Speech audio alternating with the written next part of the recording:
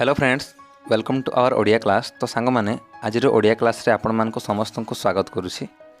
आज आलोचनार विषय रही गोटे पद्य साहित्यर लंग क्वेश्चन उपर आम आलोचना करवा।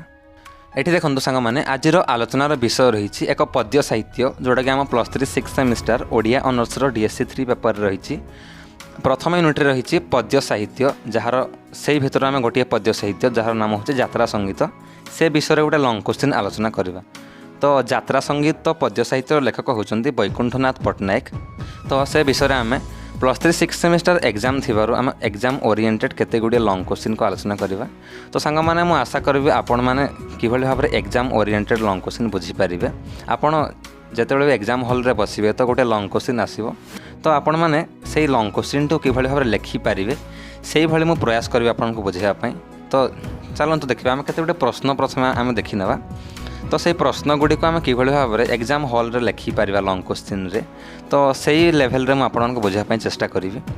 तो ये देखंतु आज आलोचनार विषय रही यात्रा संगीत पद्य साहित्य। लेखक होती वैकुंठनाथ पट्टनायक। तो सांग मैंने प्रथम प्रश्न रही यात्रा संगीत कवितार कवि वैकुंठनाथ पट्टनायक मोहनीय भाव बा दिव्य चेतनार परिचय दियो। किंबा यह तो गोटे हो कौन ना यात्रा संगीत पद्य साहित्य कवि वैकुंठनाथ पट्टनायक महानीयता भावर प्रदान कर। तापर हो पार कवि जीवन गूढ़। तापर आउ एक लंग क्वेश्चन हो पार। तो एठारे नेक्स्ट क्वेश्चन टी हो पार। ये प्रश्न रही कवि जीवन गूढ़ निदर्शन किपरि रही ताहा यात्रा संगीत कवितार आलोचना कर। किंबा ऐसी चेतना प्रति यात्रा संगीत कविता प्रति कवि वैकुंठनाथ पट्टनायक भक्ति संगीत किपर आलोचना कर। किंबा मनीष जितेबाला संसार प्रति बीतस्पृह अटे बा ता मन को ऐसी चेतनार मनोरम बलय स्पर्श करे यात्रा संगीत कवितार यार सत्यता प्रदान कर। तो यह थिला प्रश्न, आम उत्तर आलोचना करिपारिबा। सबुज जुगर अग्रगण्य साधक कवि वैकुंठनाथ पट्टनायक ओडिया कविता राज्यर जड़े रहस्यवादी कवि भाव में सुपरिचित। बेले बेले तांको रोमांटिक चेतनार अद्भुत भावे आध्यात्मिक चेतनार स्फुरण घटी थाए।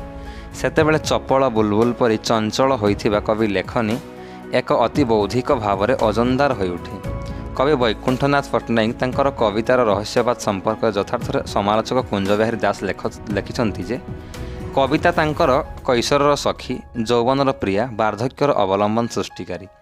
कविता तांकर साक्ष्य विलास, वेदना और समवेदना, ध्यान धीमता और जीवनर दर्शन बाणी बहन करे। जीवनर घोर रौद्र छाया पिपासार्थ प्राणर शांत बारी वैकुंठनाथ जीवनर सकल सांत्वना भाव में ग्रहण करिसेंती। से केवे रोमांटिक, केवे विप्लवी, केवे से आमूलांत दार्शनिक भावपन्न। मानव जीवनर अनित्य संसार, प्रवास, सामयिक खेलघर, भगवान आत्मार चिर आश्रयस्थल, यही कथा को से मर्मे मर्मे अनुभव करी तांको कविता जो कविता यात्रा संगीत लिखिछन्ति। वैकुंठनाथंकर चित्त जोगनिष्ठ तांकर कवितार भाव गांभीर्य चित्त को शांत, मुग्ध और मोहित करे।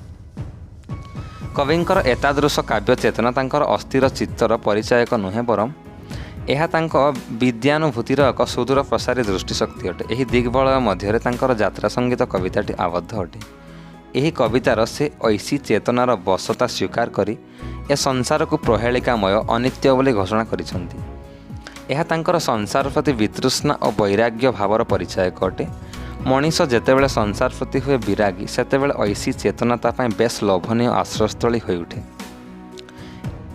यह ही कवि वैकुंठनाथंकर मोहनीय दिव्य चेतना जहाँकि प्रति मुहूर्त चित्त को आलोड़ित करिछि।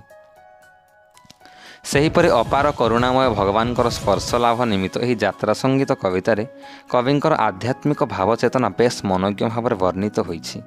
कवि वैकुंठनाथ पट्टनायक कहिसेंति जे भगवान तांकर किसी अपूर्ण रखी नाहांती, तांकर जीवन पात्र को से नाना भाव में परिपूरण करिसेंति। तेणु भगवान को से एतिकी खाली मागुणी करिसेंति जे तांकर भव सागर रे कविंक जीवन रूपक तरी निर्विघ्न रे बही चालू। से ईश्वर को सर्वशक्तिमान बोली कहिसेंति, गॉड इज ऑलमाइटी बोली कहिसेंति।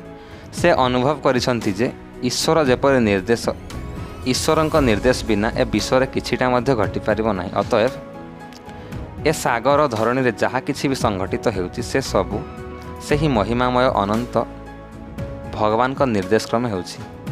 तांकर आखिर पलक रे संसार परिवर्तित हो जाउछि। आज मनीष सांसारिक मोहमायार अंध, तेणु ईश्वर अपूर्व लीला को से बुझापी यथेष्ट नुहे।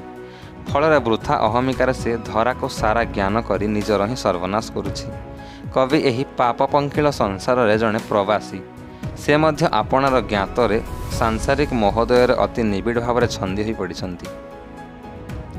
पुणी निजर जीवन को आकाश सह तुलना करी आपणार अपूर्व आध्यात्मिक चेतना शक्तिर परिचय प्रदान करिछंती। मनीषर प्राण को पुराण शास्त्र हंस बोली कहुए।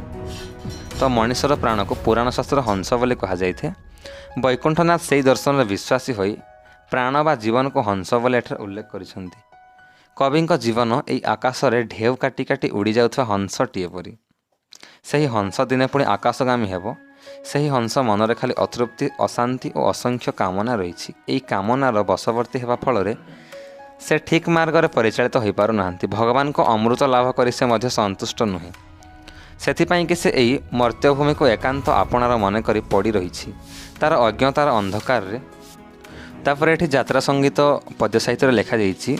तार अज्ञानतार अंधकार रे से होछि पथहुड़ा, आपणार गुणरू से दुख पाउछि। कवि तेणु कहिसंती एही दुखर मुक्ति पाइबाकु हेले सांसारिक मोह छाड़ी से अनंत ईश्वर पादतले आश्रय नेବାକୁ पड़िବ। ता नहेले अमृत लाभ सहज कथा नुहे। कवि भाषा एटी गोटे कोटेसन रही। देखंतु, निज बासना जाले विकल विधुत, तिमिर अज्ञान मिले कि अमृत। कवि किंतु सांसारिक बंधन काटी परम पिता भगवान चरणाश्रय होगा व्याकुल होती। तेणु सांसारिक मोह त्याग करी भावसागर पार होई हिमगिरी को लंघन कर से पश्चाताप होना।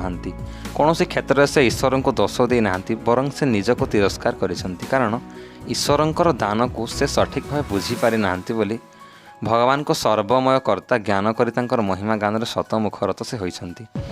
यही उद्देश्य रे यही यात्रा संगीत पद्य साहित्य कवि वैकुंठनाथ पट्टनायक लेखन्ति। देइछ प्रिया प्राणे अमर प्रीति भरी, मोशिशु क्रंदने अमर अमर मोर आशा। प्रभात संध्यारे खेलाई रूप ढेउ, विकल कंठे मु फुटाइछ तो भाषा। अर्थात कविंकर प्रतिटी कार्य ईश्वरंकर आदेश अनुजाई हेउछि बोली कवि गभीर भाव हृदंगम करी ईश्वरंकर मुग्ध वंदना गाइछंती। गाइबे बंदी मु चरण वंदना, सेथिलागि ए बीणारे देइछ मूर्छना। कवि संसार अनित्य भाव और असारता को आंगुली निर्देश करिछंती। से कहउछंती अमिलन क्षणस्थायी, जरा मृत्यु जीवनर सत्य। तांकर जीवनर मिलन मधुरती आज आउ नाही। से एबे पौष मासर गछटीए पर स्त्रीहीन, से वृद्ध निराशरे भग्न। तांकर मन और हृदय मृत्युर पदध्वनि तांकर अति निकटरे शुणागला।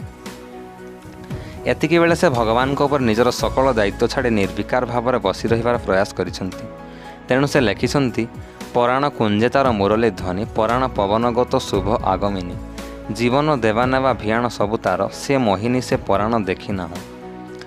मनीषर जन्म मृत्यु से ही परमात्मा बा परम आराध्य परमेश्वर अंगुली निर्देश समापन होउछि।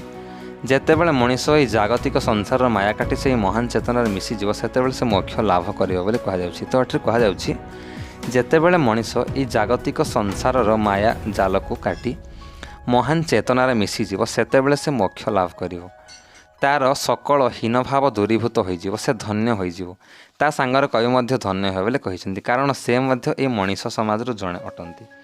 तो कवि वैकुंठनाथ पट्टनायक एठारे लेखन्ति धन्य हेबु आज पुण्य दर्शने, क्षुर्ण सब पाप दुष्कृति राहु।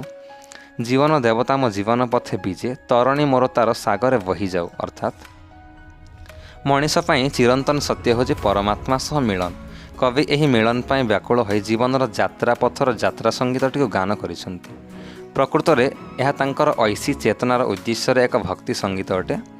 एहारे माध्यम से आपणा विभु चेतना संभालित जीवन दर्शनर परिचय देवा संगे संगे अनित्य असार संसार संपर्क में उल्लेख करी भक्ति चेतना को अनुरणित करिसेंती। तो एतिकिरे समाप्त हला यात्रा संगीत पद्य साहित्यर गोटे लंग क्वेश्चन।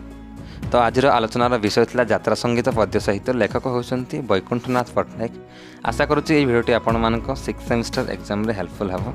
आज ओडिया क्लास रे एतिकी। जय हिंद।